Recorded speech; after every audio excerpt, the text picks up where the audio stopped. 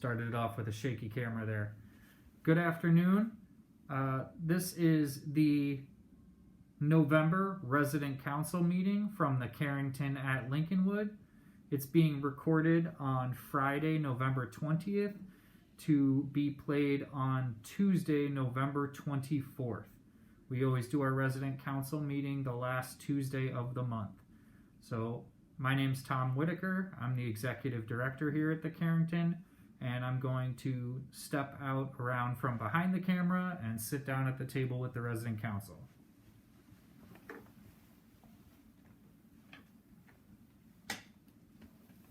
With a mask on. Good afternoon. Thank you for joining us again, and from the Carrington family to your family, a very, very happy Thanksgiving. I know this Thanksgiving is going to be quite different than any in years past, and our goal here is to keep everyone as safe as possible while practicing what we've called modified traditions at the Carrington. So I will go through a couple points that I want to share with the community, and then we'll go around with the council, let them introduce themselves so that new residents can identify who they are and what committees they participate in, and they'll provide updates for each of their respective committees. Let's see, you see me holding my mask. We have plenty of N95 masks that all of our staff are wearing for all shifts. We have recently re-emphasized a zero-tolerance mask policy. That is not just for our staff when they're working. That is also for essential visitors, including caregivers. And the expectation is that if you have someone for an essential visit, they have their mask up the whole time they're in the community, including when they're inside your apartment. And occasionally we knock on doors and double check that. So let's keep each other safe. I think our residents inside the bubble of the community are very safe, and we are all quite aware that it's staff members, essential visitors, and caregivers who go home and leave the community that are the highest risk of exposure. So we need to make sure we have these on at all times. We have quite a few of them, recently stocked up on more. We always provide surgical masks complimentary to anyone who's entering the community, and residents can purchase the N95s at the market store. So those are available for residents as well. We ask that you use them for a week, and they're $5 each. You can purchase up to 2 per resident at the market store. So Thanksgiving. I included in an update from this week that Center for Disease Control and Prevention is advising people not to travel for Thanksgiving, to only eat your Thanksgiving meal with members of your direct household that you live with. And I will be doing that. I encourage all our staff to be doing that. When we distributed the staff gift of a turkey or veggie option for the holidays, we inform staff that that's what we hope you do to keep yourself as safe as possible and your family. That being said, we have had several independent living residents who asked, what happens if I go to my family's house for Thanksgiving? And I jokingly said, well, you know, I can't chain you to your dresser to keep you here, and I appreciate you being honest with me if you're saying, Tom, I'm going to go. For residents, and again, I strongly discourage you from going to small family gatherings. That is, by all accounts, how this virus continues to spread, and unfortunately, where they think a large wave will come. That being said, if you leave the community on Thanksgiving for any period of time, we're going to ask you to isolate when you return. So you check out at the concierge desk. You check back in when you return. We'll provide you a document so you know what to expect while you're isolating. But during that time, housekeeping will not enter your apartment. Maintenance will not enter your apartment. And we will be planning to provide testing to residents who have left the community on Thanksgiving so that upon receiving negative results from those tests, the isolation would be lifted. Just to give you an estimate, we believe that would be at least 6 days in total. So if you leave on Thanksgiving, you could expect to isolate until about Wednesday of the next week. So someone's clearly already calling in with a question about this. Let me silence that phone.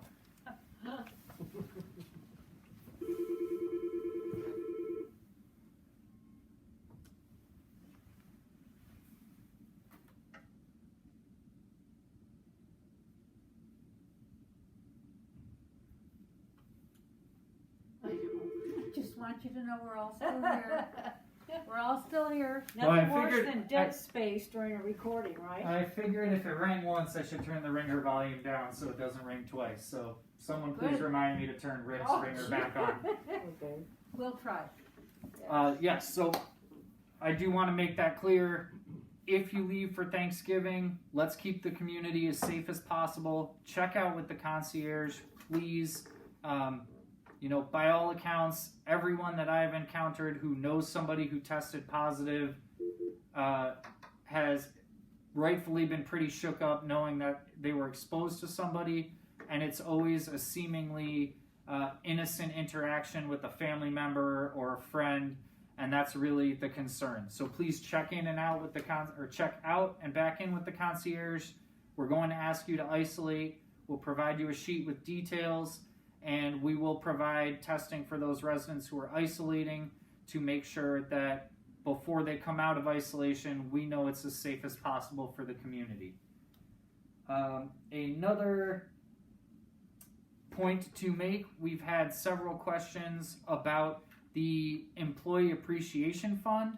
I want to thank the Resident Council for all their hard work with getting the word out and appealing for contributions to this fund. What the question has come up with is who is eligible to receive a payment from the Employee Appreciation Fund, and that is all of our hourly staff who work in all of our departments are eligible, and the only exception are salaried managers and directors as well as the marketing team. So if you're thinking of someone from food and beverage, or does someone from janitorial, or does the third shift CNA and memory care, the answer is yes, they're all eligible, and the contributions that we collect will be distributed directly to our staff members at the beginning of December so that they can use that for their holiday family shopping. Okay, my next point is many residents are already aware, however, some who may not be or some who are new to the community, our Independent Living Life Enrichment Director, Rick, has informed us that he's going to be moving closer to family in the St. Louis area, and his last day in the community will be December 4th. So Rick will be here until December 4th. We wish him the best. We thank him for his contributions to the community, and he will be available to speak with residents. We'll make time for you to meet him. Obviously, we can't do a going away party or farewell party because of these small groups that we have to maintain, but we'll get creative with ways for you to have time to say thank you to Rick or bye or best wishes. With Rick leaving that position, obviously that's a very, very important position for our residents, especially during the current COVID environment and with the weather cooling off. So we have several internal candidates who have already completed applications. We'll be doing panel interviews with the leadership team with those candidates the week following Thanksgiving. And when we find the best possible fit for that position, we will bring that person in to continue providing the activities that residents deserve and expect when they live here.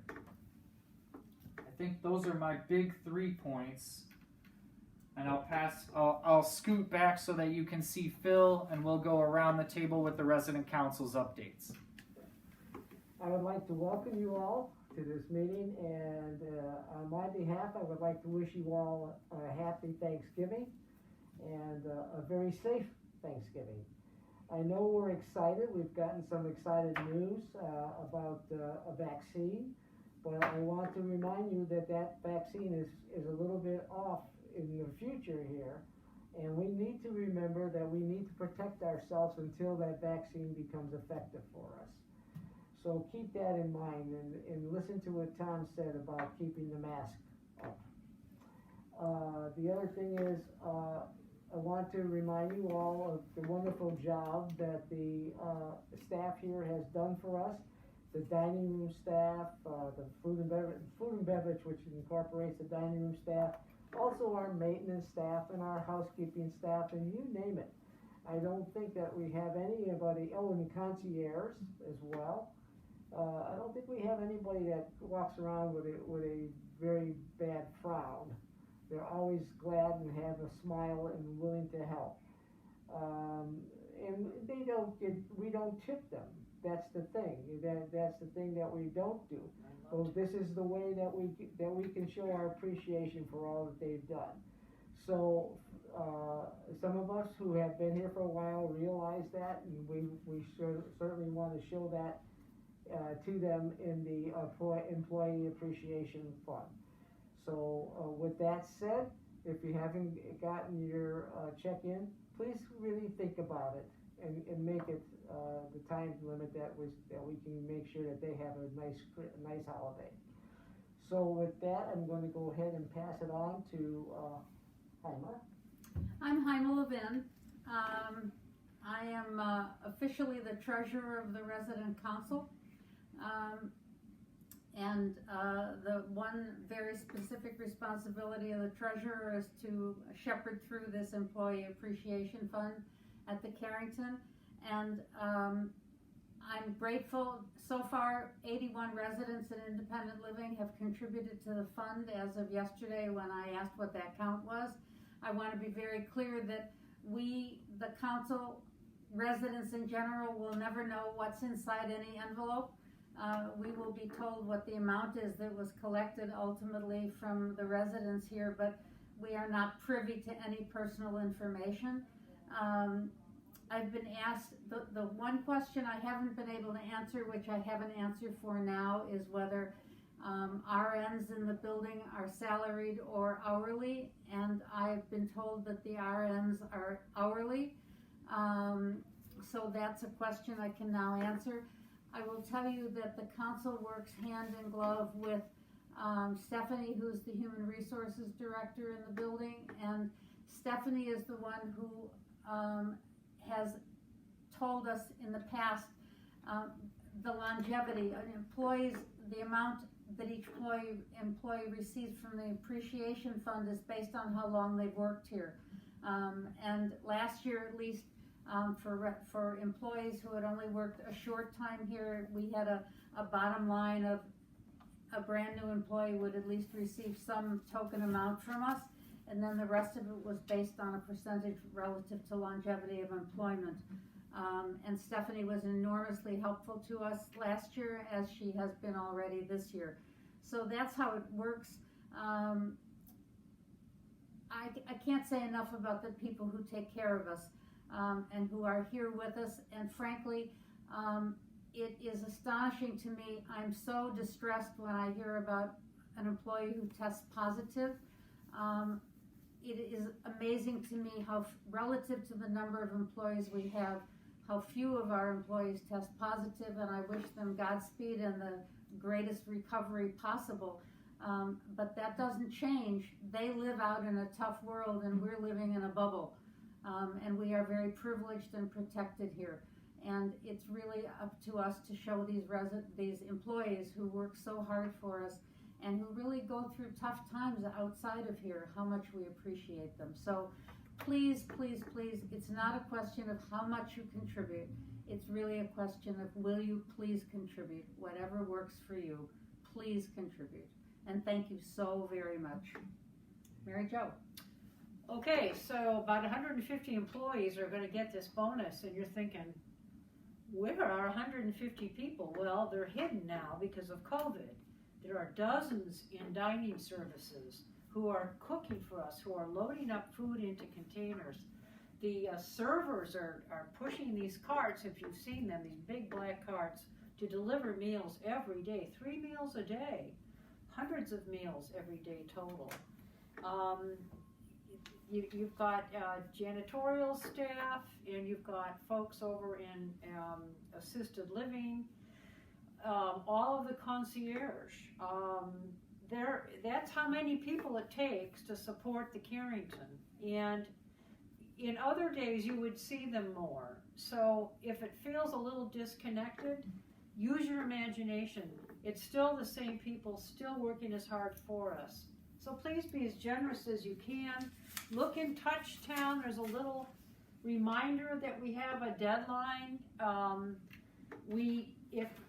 If you want to, as Sam and I have done, we want to pay the Carrington our December rent that will include our contribution to the fund, which makes it just easy. So it's one check to them. I'm not writing two. If you want to do that, however, you need to do it quickly because the business office is sending out statements. Tom, you said that they could also just tell Hina, even if she can't get it on a statement?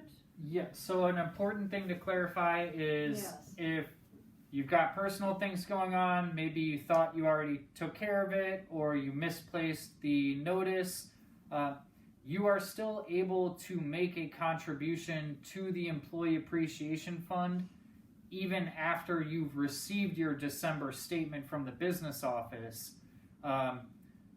You can do so at any point up until when we do the automatic payment.